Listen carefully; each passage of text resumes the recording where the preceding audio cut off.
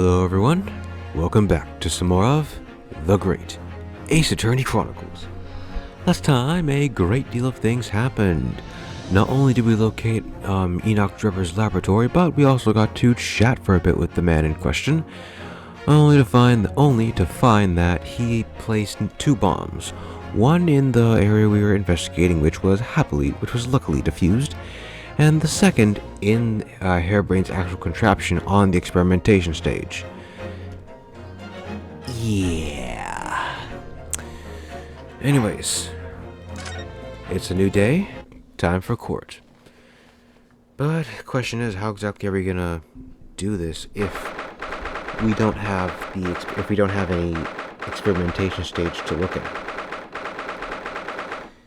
Anyways, that will be the, climax of this part. Let me just pull up everything I need. And there we are, okay. 24th of October, 9:11 a.m. The old... Okay, I don't know if this is a coincidence, but yeah, really? 9/11, 2 bombs. You think you're funny? The Old Bailey, defendant's antechamber. Good morning to you, Mr. Naruhodo. Good morning, Professor. Ready for today's proceedings? I hope so. I should be. Even I, with nothing left to... Good morning, my dear fellows. Oh, Mr. Sholmes, you're here. Why, naturally, a true gentleman stands shoulder to shoulder with his friends in battle at all times. Thank you. I really appreciate it. I'll see you later, then. Yeah, he just came in from out of nowhere. Now, Professor, we really need you to remain calm in the courtroom today. Yes, do try your hardest not to enter the witness stand uninvited again. Yes, I will. I realized it was a mistake, but My dear fellows, I must interject. Oh, you're still here, Mr. Sholmes? What's the matter? Surely you overlooked some praise, have you not, to be cast in my direction, Sorry, I don't follow. Must I spell it out? I, the great Sherlock Sholmes, the great detective of worldwide acclamation, arose at some ungodly hour to be here now, first thing in the morning. A miracle, you must agree. Well, if I must agree, then... As you know, my sleep is quite impregnable. Iris had to employ her full gamut of tactics. She pulled the covers off, shook me, poked teeth, punched me, and kicked me from the bed. Then she poured a boiling cup of her latest experimental blend on my face, and at last I was bestirred. Oh my, Iris has been busy. Iris doesn't have it in her to go that far. She's too nice. I sense the spirit of a fellow scientist, one who relishes the infinite possibilities of blending tea. I'm the one worthy of praise here, not Iris. This is my victory. Sorry, who said that? Oh, Inspector Gregson. Good morning. Gregson, my dear fellow, why the grim expression at this delightfully early hour? Oh, I don't know. Maybe it's because I've been confronted with a grim expression, eh? Dear me, are you going to take that insult lying down, Professor? What? I don't know. Poor Professor. Anyway, here's the paperwork you asked for. What paperwork? I took the liberty of requesting it yesterday. I have a feeling it may prove useful. You won't believe the hoops I had to jump through to get this brought out of the archives. It's the professor's autopsy report. The professors? That mass murderers? Who killed 5 members of the aristocracy? Why do we need his report? He was found guilty in a closed trial 10 years ago now. It was all done on the wraps. And he was quickly executed soon after the trial. It's all in here. Yeah? I don't know what to say. Thank you, Inspector. Let's see this. Oh yeah, I forgot we had the head.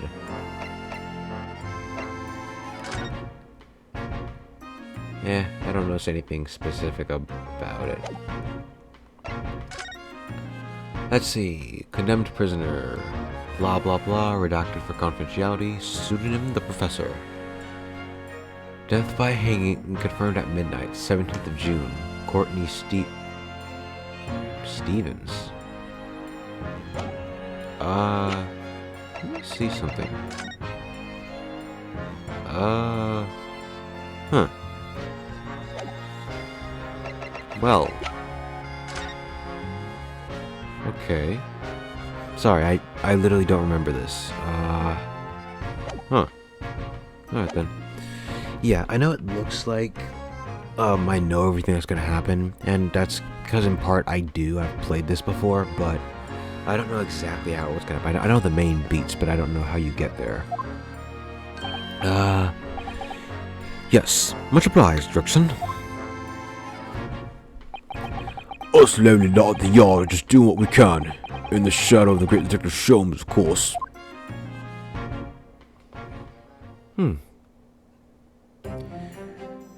Well then, Professor Hairbrain, this is it. Today, we're gonna lay all this to rest at last. I wish you the best of luck, Professor. I suppose he'll be in there today, really. Trepper. Yes, we expect the prosecution to summon him as a witness. I'm still amazed that you managed to find him in just one day. I really owe you both so much. Counsel and the defendant, the trial is about to resume. Kindly make your way into the courtroom at once. Alright. This is it then. The final chapter. Funny. My heart's racing a little. I've not felt this before, actually. This strange foreboding. As if something's going to happen in this trial that I'm not ready for. But I can't let that distract me from the only thing that really matters. Finding the truth.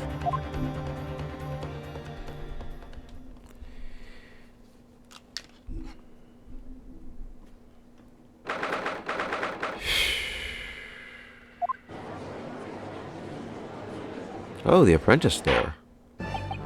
In the name of Her Majesty the Queen, I hereby declare this court to be in session again. We resume the public hearing of Albert Hairbrain, here present, who stands accused of murder. Are the counsels for the prosecution and the defense ready to proceed? The prosecution is ready, my lord.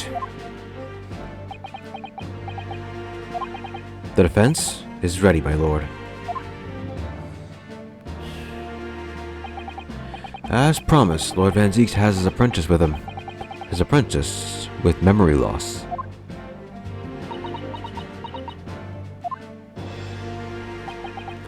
If I may, Lord Van Zieks. Yes, my lord. There appears to be someone standing at your side. Ah, yes. My apprentice and assistant. The prosecution believes today's proceedings will see the complexity of this case rise considerably. Oh, yeah? I therefore instructed my assistant to attend to ensure the smooth running of the trial.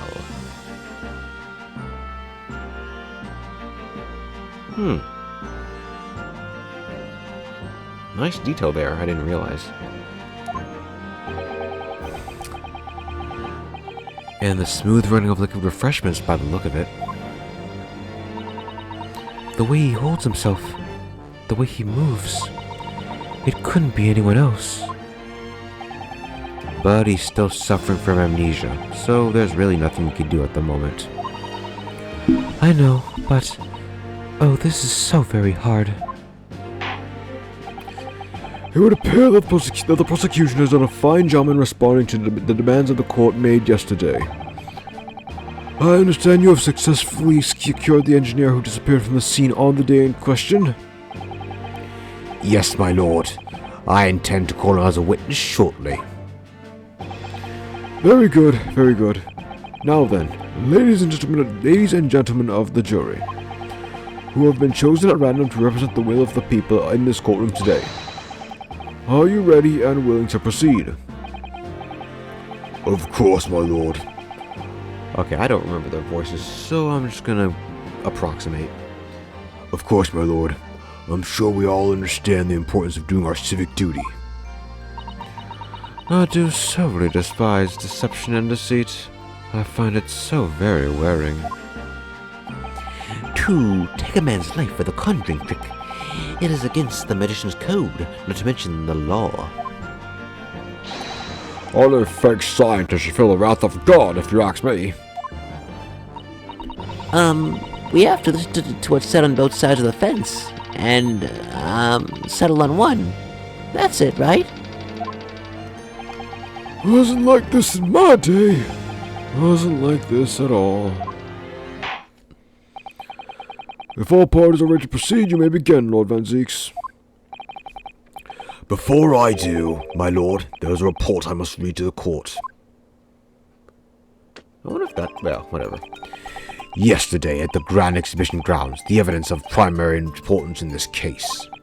The super high voltage instantaneous kinesis machine, which was installed on the experimentation stage, was deliberately destroyed in an explosion effected by an unknown person or persons. It was... What? an explosion? This is an outrage.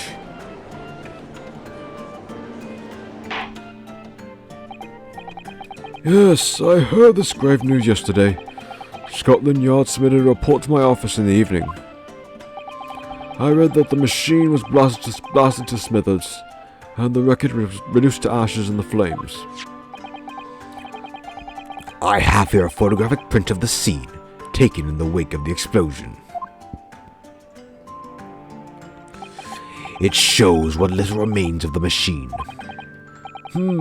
Yes, Terrible business. Was that all? Is that a hole?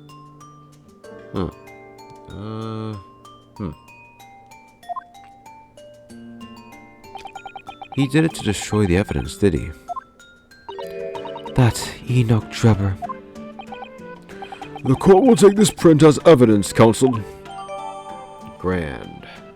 Yeah, I knew. Metal floor of the stage had been blown open by the explosion. Late yesterday afternoon, the protection afforded to the machine by the SDSCA was revoked. However, before a thorough investigation could begin, the invention was obliterated from existence. As such, this will become a very different trial.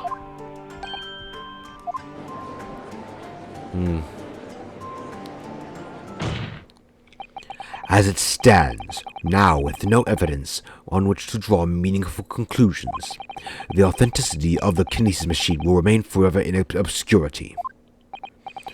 Indeed. A most unfortunate state of affairs.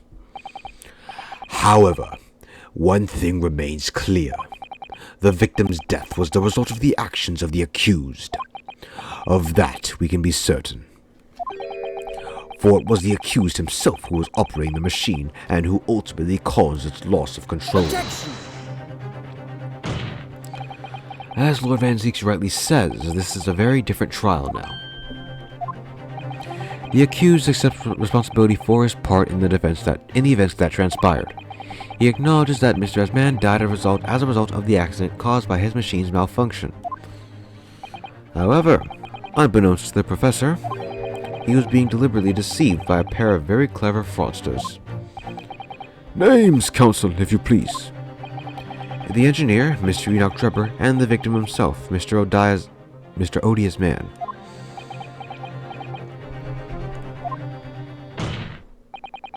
So, what exactly were these two men up to behind the defendant's back?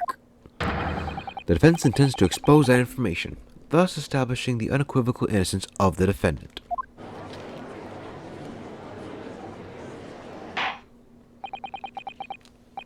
Thank you, counsels. The position of the prosecution and defense have clearly been stated. Lord Van Zeeks, summon your first witness, please. At once, my lord. I wonder if that voice is good or if I should go deeper. The prosecution calls the engineer, Mr. Enoch Drebber, to the stand. I kind of want to have it, like, if I can't do the voice, then I do want to at least have, like, a different way of speaking. State your name and occupation for the court. Name, Enoch Drebber. Occupation. Hard to pin down, I would say. See that black monocle? Yes, why do I feel I've seen it somewhere before? Oh, you too? I had the exact same feeling myself.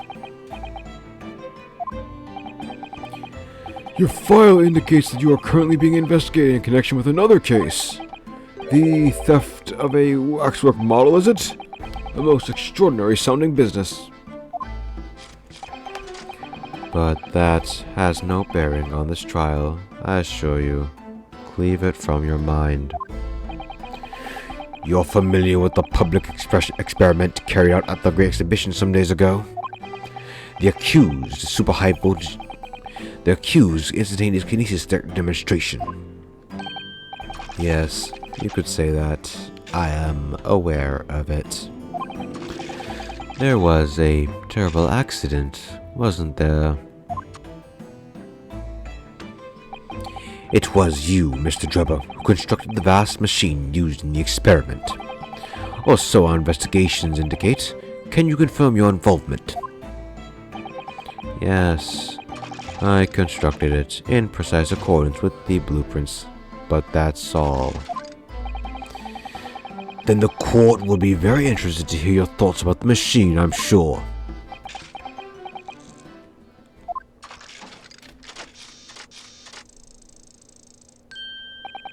An amazing device, if you ask me. The pinnacle of modern science, making instantaneous kinesis a reality at last. What? Good gracious! Do you mean to say that the experiment was bona fide? Is that your belief, sir? Yes, that is very much my belief. Such a waste that it blew up. Objection! But we've already established that the machine was nothing but more than a prop for an elaborate conjuring trick. Objection! You've established nothing of the sort. All that was shown during yesterday's proceedings is that the same outcome could have been produced by means of stage trickery. The defense merely proposed a method and demonstrated its feasibility, nothing more. But... We've procrastinated long enough, I feel. Witness, you will now give your formal testimony about the machine that you constructed for the purpose of the demonstration at the Great Exhibition. Understood. Alright then.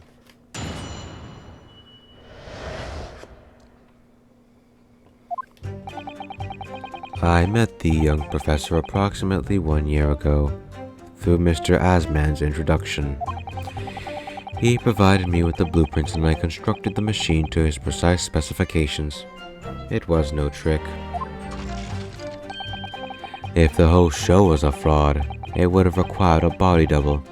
Tell me, did the victim have a twin? All the spectators saw the birdcage appear above their heads, then crash first into the Crystal Tower. A terrible accident, I grant you. Perhaps the science on which the machine was built was flawed somehow. Trying to pin it on a hairbrain? A body double? That goes without saying, surely. To give the impression that something has moved when in reality it hasn't. It's a basic conjuring principle. The deception cannot be achieved without substituting the original with a fake at some point in the performance. But would I be right in saying you haven't managed to establish anything along those lines? Incidentally, the prosecution has already confirmed that Mr. Asman had no twin siblings. It's my understanding that this witness is well versed in conjuring artfulness. But such talents do not indicate that he was actually able to accomplish what he claims. Namely, the construction of what by all accounts must have been an extremely complex scientific machine. Whatever do you mean? Yesterday's proceedings brought the true nature of your past exploits to light, Mr. Jubba.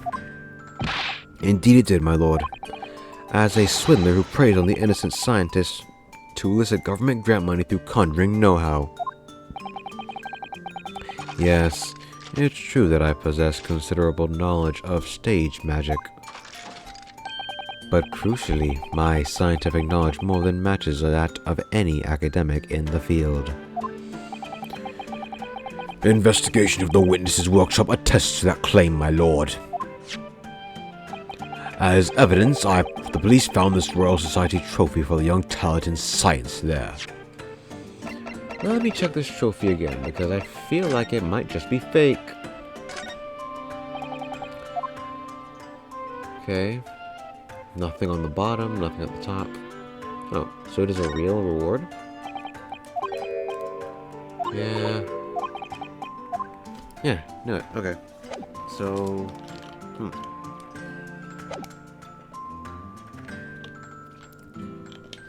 Actually, wait a second.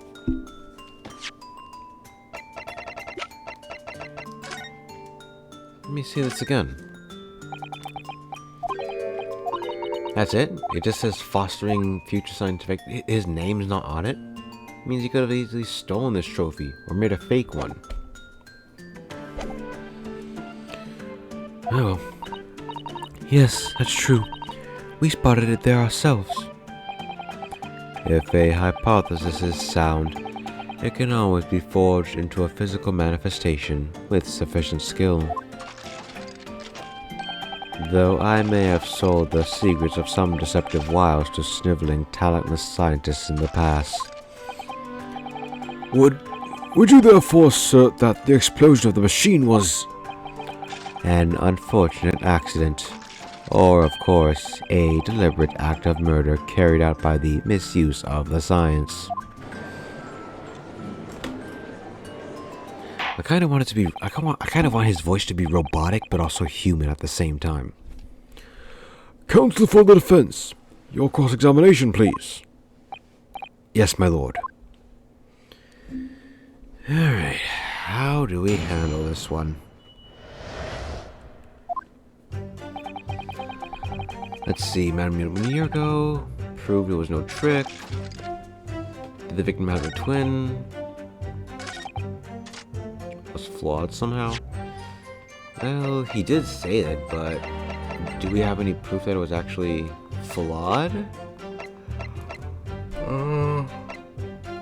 No?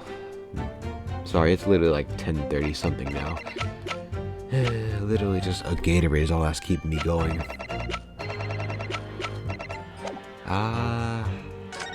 Okay, let me see the hint. He's certainly very sure of himself. What do you think, Mr. Naruhodo? Well, now that the machine has been completely destroyed by yesterday's explosion, it's going to be impossible to argue its authenticity one way or the other. But if we're unable to establish that it was a piece of stage trickery rather than genuine science, we will have no grounds on which to demonstrate Professor Harebrain's innocence. Both Mr. Asman and this man in the stand tricked the professor and used him. They took advantage of his naivety and his unbending belief in his work, and I won't let them get away with it. And seeing as the professor is an old friend of Lord Van Zeek's, what on earth must he be feeling towards Trevor? Huh. Alright then. Thanks for literally giving me nothing. Hold it! Alright, let's press every statement until we find something. So, you are already acquainted with Mr. Asman himself? Not really. By chance, I'd seen his name mentioned on the papers. That's all. But I had no interest in his private affairs. If he was an unscrupulous investor, it was no concern of mine. As long as people pay their bills, I take up my tools and construct what they're asked for. So why did Mr. Asman approach you in particular then? Who can say? I presume because my name is associated with excellence in engineering. Not to mention excellence in fraud.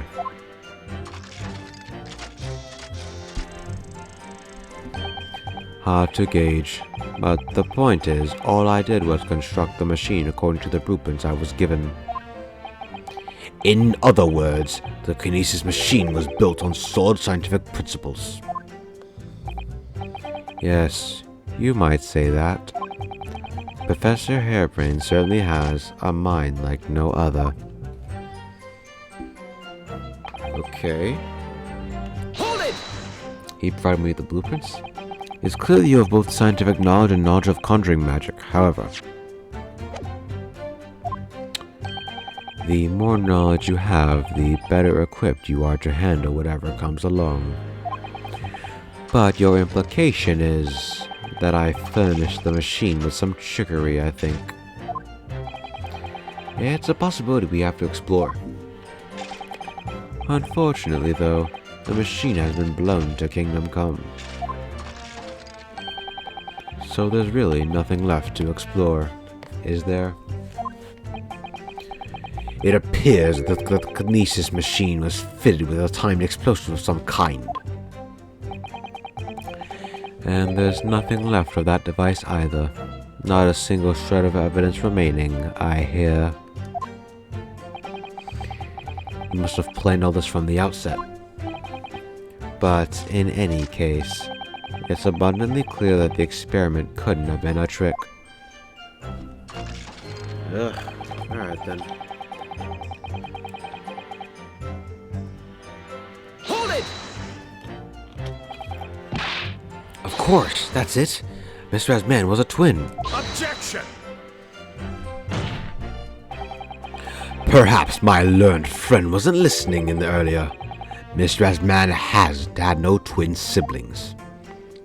No, I heard you before, but the thread of hope hadn't quite left me. The demonstration could have been a trick, if there was someone who sufficiently looked like the victim. But Dr. Sithe absolutely ruled that out as a possibility.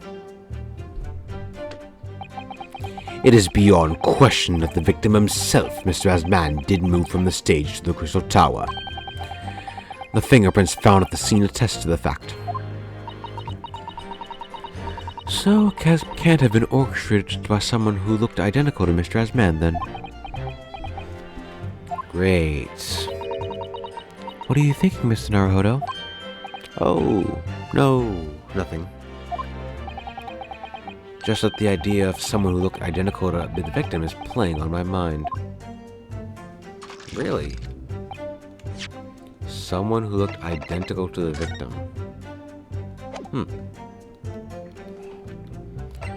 Someone who looked identical, huh?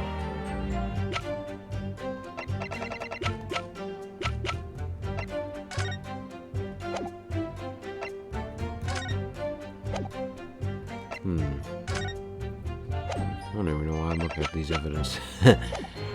Someone who looked identical. We can't look at persons, can we? No. Okay.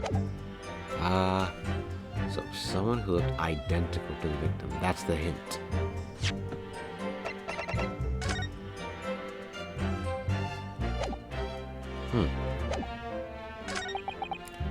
Let's see. Hold it! It crashed head first, you say? According to the many witnesses' reports from those there at the time, yes. Were you not there at the exhibition ground on the day?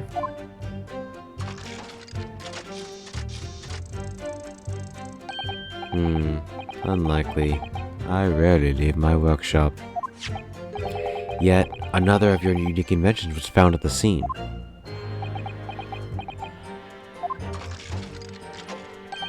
Well, it was the unveiling of a machine I'd labored over for many months. I saw it clearly with my own eyes, the birdcage plummeting headfirst into the tower. What a surprise. I believe the victim's neck was broken from the headlong fall, wasn't it? How would you have come by that information? Even an infernal recluse like me reads the newspapers, you know. According to the reports, 2 injuries were apparent on the victim's body. Yes, he'd been stabbed in the chest by a screwdriver believed to have belonged to the defendant, and he had broken vertebrae as a result of a fall from a considerable height. Correct. My learned friend has been doing his research, it seems. Do we know which injury was the fatal one? Sadly not. Forensic science is not yet at a level where such things can be determined. What we do know is that the victim died having sustained both injuries at some point during the experiment. And since he was found in the birdcage with his neck broken, It's obvious that he fell from a considerable height. right. Well, we already know that's a lie, don't we? Because crash head first? How can it crash head first when the birdcage has damage at the bottom of it? Was it the bottom? Yeah, at the bottom. It didn't crash head first, it crashed foot first. What are you talking about? Objection! There it is. We've examined the birdcage that crashed into the crystal tower ourselves. As you can see, the cage, which is a wooden construction, has sustained damage in one particular spot. Following the explosion, it fell some 30 feet into the glass of the crystal tower. That level of damage is to be expected, surely. I agree. The damage itself was entirely understandable. What doesn't make sense is the location of that damage. All the breakages in the wood are at the base of the birdcage, not the top. What are you saying? That's the opposite of where they should be. That's right, my lord. The birdcage that was at the scene is damaged at its base. So, we have the reports of the birdcage falling headlong into the crystal tower, yet the damage is at the bottom. But the only way to reconcile these two facts is to accept that there were 2 birdcages in play that day, which were at some point switched. Switched during what wasn't a scientific experiment at all, but an elaborate piece of stage trickery. Good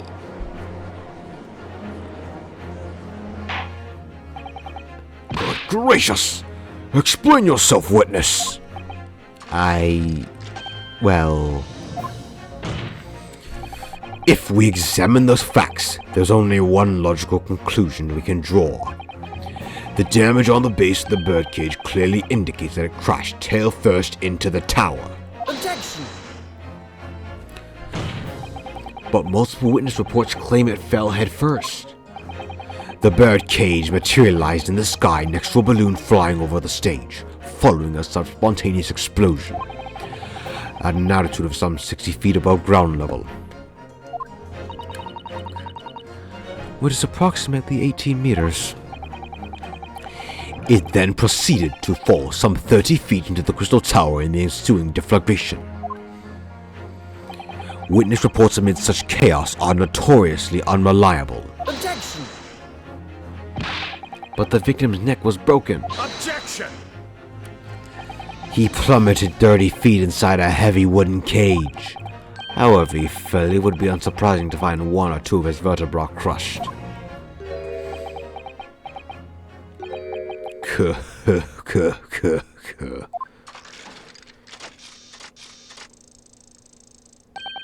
A riveting scientific analysis of evidence from the prosecution there.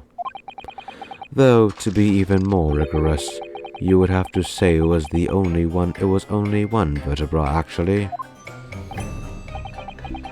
He wasn't quiet for long. I find it hard to see what's motivating Lord Van Zeeks. This witness was clearly a swindler, and the one who deceived a personal friend of his. If you're going to establish this deception, do it right. Sorry? I feel like that's the undertone here. Yes.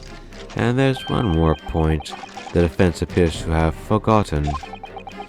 It is obviously wasn't a trick, as a certain truth very plainly demonstrates. What? It seems to me that the cross-examination had better continue until we resolve this matter. Mr. Jobber, you will amend your testimony with details of this truth. Of course. We must treat the matter scientifically after all. Here, let me fix my mic. That way, I don't have to literally strain my back every single time. I mean, it does block the screen a bit. But hey. There. Now my back should be fine. Okay. Let's do this. Oh yeah, this feels a lot better. Sorry about that. I nearly had him there. Oh, whatever. What is up with him?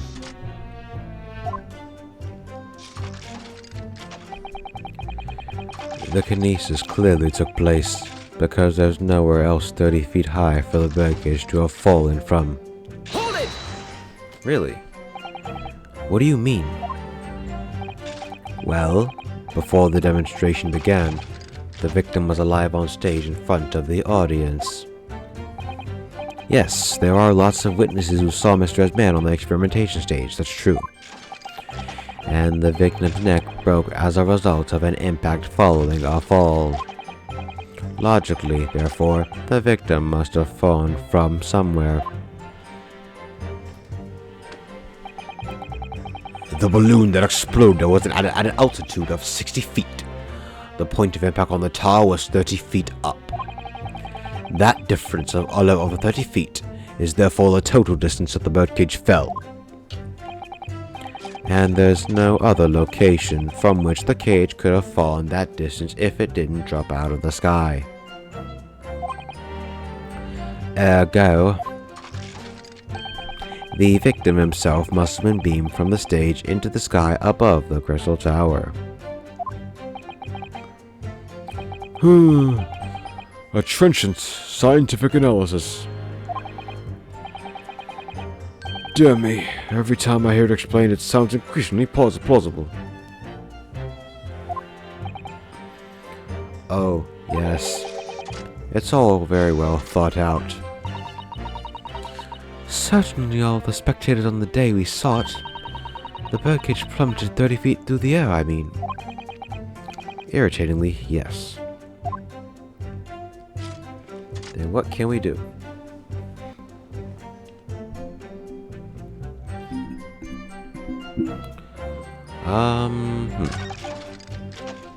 Nowhere else 30 feet high to fall from, huh?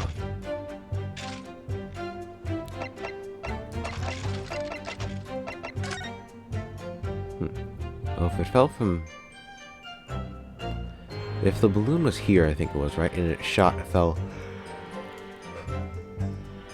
30 feet. 30 feet. No? Okay. Let's see. So balloon was here, fell 30 feet. Okay, is there anything else with that distance? I mean...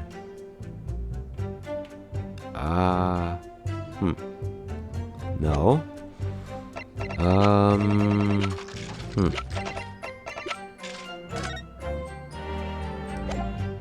Oh! Wait a second. Go back to the experimentation. There was a hole blown open by the explosion. So...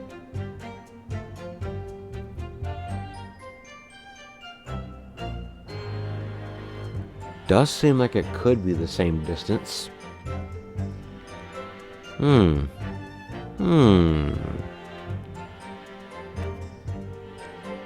Alright then.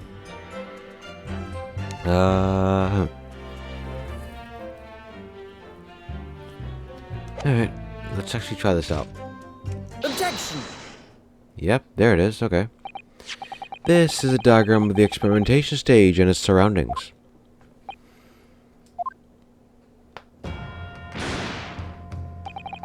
We know that somehow the birdcage appeared in midair before falling down into the crystal tower. A fall of about 30 feet, or 9 meters. However, if you examine the diagram carefully, you'll see that there is one other possible location from which the birdcage could have fallen. The same distance of 30 feet. No! Well, it appears that the defense is a possible explanation to put forward. Go ahead, counsel. Yes, my lord, of course. You will indicate the place to which you are referring on this diagram. The alternate location from which the birdcage could have presumably fallen from the requisite 30 feet. Easy. The stage. Take that! If it had fallen from here, the birdcage would have plummeted the same 30-foot distance. Objection! If that's my learned friend's claim, I suggest he demonstrates for the court, personally. What? Excuse me? What do you mean? That's it, isn't it? Right? Right? What? Yeah? Actually, do I have a save to go back to? Because I hate to save scum, but I don't like seeing 10:37. Crud, that's like literally 16 minutes ago. Nope. Alright. Right here then? Take that!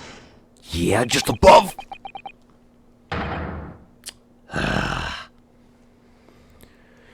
The place I'm referring to is here.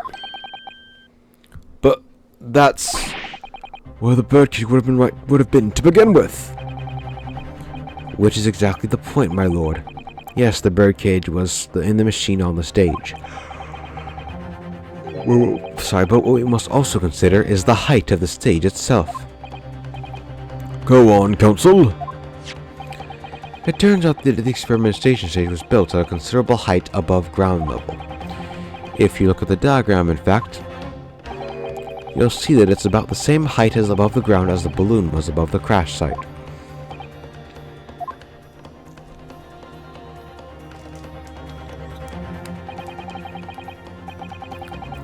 When the experiment got underway, the machine and the birdcage were engulfed in steam.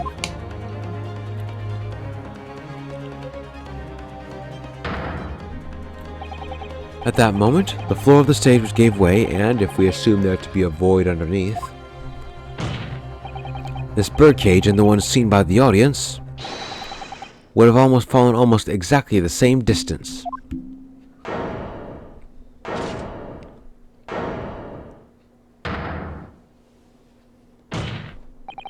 Once again, my lord, this all points to the fact that there was not one birdcage, but two. Objection! My learned friend has no evidence that the stage had such a contrivance in its design. Someone is responsible for the criminal destruction of the kinesis machine itself, it's true. However, the stage still stands, and take a moment to look at the photographic print of the scene following yesterday's explosion. Good lord! The metal groove that formed the floor of the machine is undone! Yes, most likely blown open by the force of the explosion that had destroyed the rest of the machine. The defense calls for the space below the stage to be investigated immediately.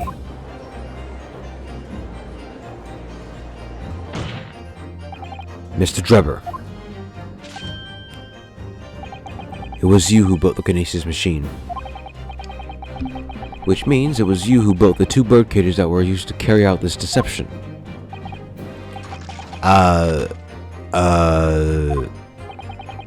Whatever Professor Harebrain's hypothesis is sound or not makes no difference, because it's the construction of the machine that matters. A machine designed to take Mr. Asman's life. And lay the blame firmly at the professor's door, Something that could have only have been carried out by you, Mr. Enoch Drebber.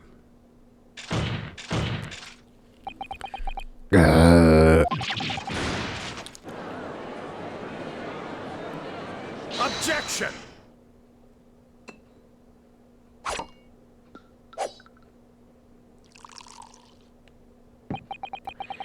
If my learned friend has reached the end of his wild assertions, the prosecution would like to crush the defense's arguments slowly but surely. What? Your argument fails to hold water on 2 counts. 2? Firstly, before and after the experiment, the witness went nowhere near the kinesis machine. Every relevant member of staff from the exhibition has attested to that.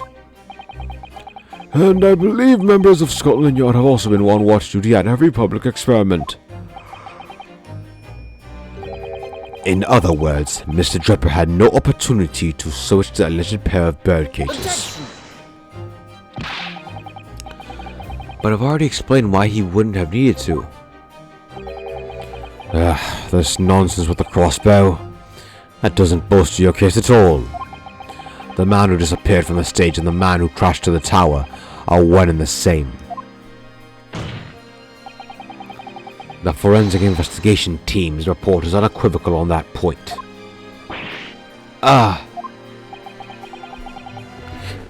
And the second flaw in your assertion is the distinct lack of motive. Why would this man have wanted to take the victim's life? He had no reason to do so. A motive? Do I have to think of everything myself? I have here a contract provided by the witness. What contract is this, Lord Van Zeeks? The contract into which Mr. Drebber entered with the victim, Mr. Asman. It reads, Mr. Drebber is to receive 30% of all remunerations from government grants or other income.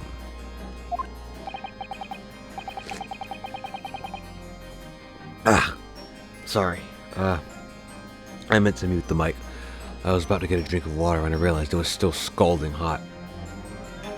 Anywho. 30%? Certainly favorable contractual conditions. But there was one very important provision bolted into that clause. What provision? Mr. Drebber may only uphold this right on the condition that both contracting parties are alive. In other words, if either of us were to die, the contract would become null and void. So you see, I had nothing to gain from Mr. Asman's death. The diametric opposite, in fact.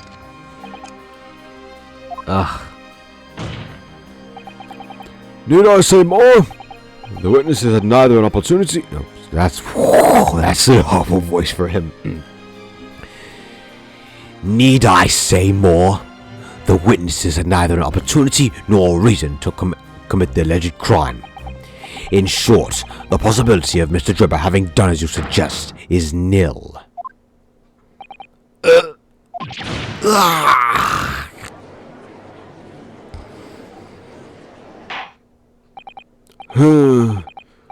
It seems the defense's assertion was somewhat wide of the mark. Lord Van Zeeks, you will submit the contract as evidence, please. Okay. It's true. For that, what does the contract say? Fund Odai hereby enters. Fund labor for a machine. Receive 30% of all remunerations and can only uphold this right if both contracting parties are alive. 30% of all remunerations. Both contracting parties are alive. Is that... Okay, that's I thought it was an A. No. So O as man, E Drebber. The investor. Okay.